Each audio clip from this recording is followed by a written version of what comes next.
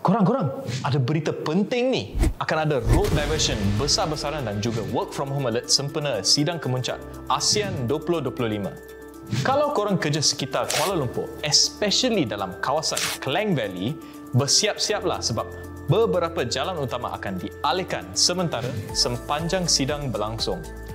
Jalan tak tutup, cuma akan ada lencongan trafik ke laluan lain.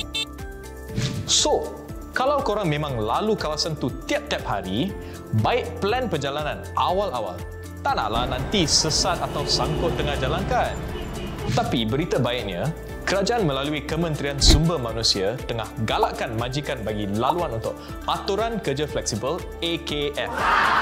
Konsepnya senang je. Fleksibel, lancar dan produktif. Maksudnya, pekerja boleh sesuaikan waktu kerja, tukar hari bekerja atau pilih lokasi kerja. Contohnya, kerja dari rumah. Best kan? PM pun dah galakkan syarikat swasta buat benda yang sama supaya kerja tetap smooth walaupun trafik tengah sesak. Lagi menarik, majikan pun boleh dapat insentif khas daripada Talent Corp. Potongan cukai tambahan 50% untuk kos pelaksanaan AKF, termasuk latihan dan perisian dengan had tuntutan sampai RM500,000. Not bad kan? So korang, kalau kawasan kerja terjejas dengan laluan yang dialihkan ni, chill je. Gunakan peluang ni untuk work from home kalau boleh.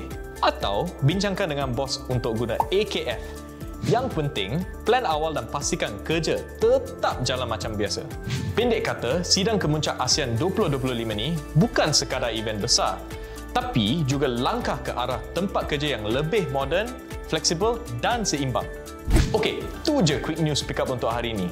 Nak tahu update lain pasal trafik, work from home dan event besar kat Malaysia? Tekan follow supaya tak terlepas info penting.